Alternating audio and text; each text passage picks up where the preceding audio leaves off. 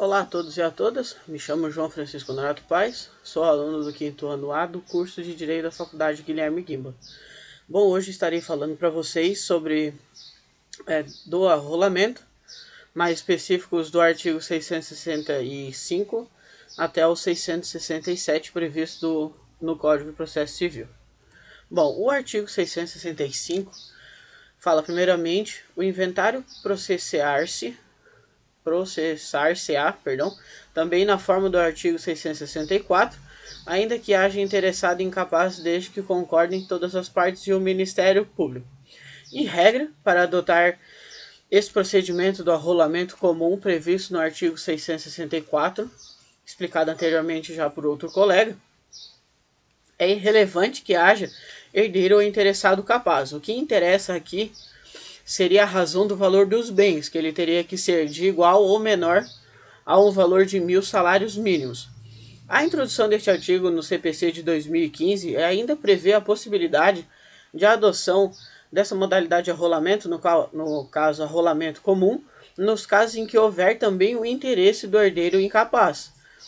Inovou também a legislação processual ao prever que em tais hipóteses, nesse que o herdeiro incapaz se interessa, o procedimento do arrolamento comum ele poderá ser adotado desde que os interesses do herdeiro incapaz fiquem resguardados pela concordância tanto das partes quanto do Ministério Público com relação à partilha. Desse modo, o dispositivo consolidou o entendimento jurisprudencial no sentido de que a presença deste herdeiro incapaz ele não representa óbice ao rito de arrolamento comum, contanto, desde que o valor dos bens do espólio esteja de acordo com os limites legalmente estabelecidos, estes 1.000 salários mínimos que eu já havia falado para vossas pessoas, e que os interesses do herdeiro incapaz, eles estejam protegidos. Bom, o artigo 666 ele fala que independerá de inventário ou de arrolamento o pagamento dos valores previstos na lei de número 6.858 de 1980. Essa referida lei, neste artigo que eu acabei de ler, ela contém apenas 4 artigos, e esses artigos eles dispõem sobre o pagamento aos dependentes ou sucessores de valores não recebidos em vida pelos respectivos titulares.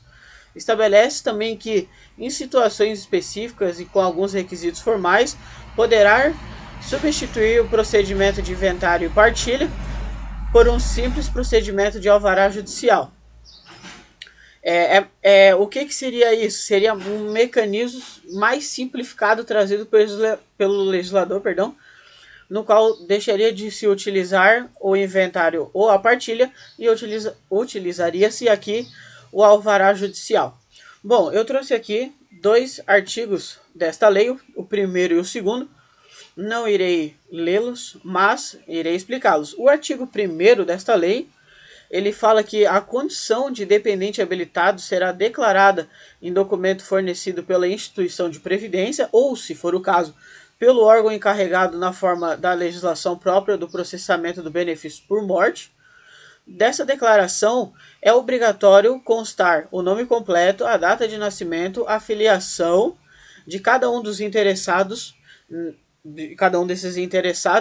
tanto um interessado quanto um herdeiro, e que essas constatações elas devem mostrar o respectivo grau de parentesco que esse interessado tem com o falecido. Esse é o artigo 1º.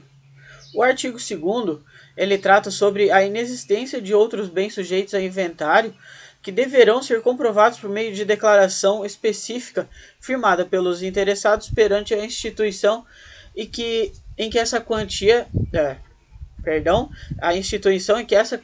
esteja guardada e que o interessado deseja receber. Não existindo dependentes habilitados, farão jus ao recebimento dos respectivos valores os sucessores do titular falecido, previstos na lei civil, indicados em alvará judicial, como eu já disse anteriormente. Porém, se não houver nem dependente ou sucessor, esses valores eles serão revertidos em favor, respectivamente, do FGTS e do Fundo de Participação do PIS/PASEP, serão revertidos em Fundo de Previdência e Assistência Social. Esse valor será, caso não haja nem dependente nem sucessor, esse valor, do FGTS e do PIS/PASEP será revertido em, em um favor para o Fundo de Previdência e Assistência Social. Bom, esse procedimento do alvará judicial, ele é um procedimento bem mais simples e célere, tendo cabimento para o levantamento de resíduos referentes ao PIS/PASEP e ao FGTS, bem como quando o falecido tenha deixado apenas depósito à vista. O que seria esse depósito à vista?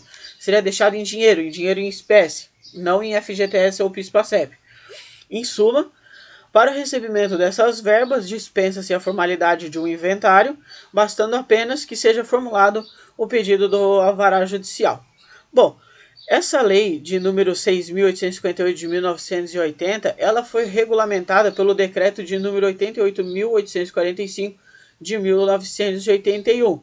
Porém, ela não se aplica a diversas hipóteses e interesses da União, como, por exemplo, nos procedimentos para restituições a dependentes ou sucessores de contribuintes falecidos, de valores relativos ao imposto de renda e outros tributos administrativos pela Secretaria da Receita Federal. E por último, no artigo 667, ele fala que aplicam-se subsidiariamente a essa seção as disposições das seções, tanto a seção 7 quanto a seção 8 deste capítulo. Ou seja, nem todas as normas relativas ao procedimento de inventário e partilha aplicam-se subsidiariamente ao arrolamento sumário, que foi já explicado por outros colegas. E o CPC, ele restringe a aplicação subsidiária dos dispositivos constatantes da seção 7, relativo ao pagamento das dívidas do espólio, e esse espólio está previsto pelos artigos 642 ao 646, e da seção 8, que trata do procedimento de partilha, previsto nos artigos 647 a 648. E com isso fico com a minha apresentação. Muito obrigado pela atenção de todos.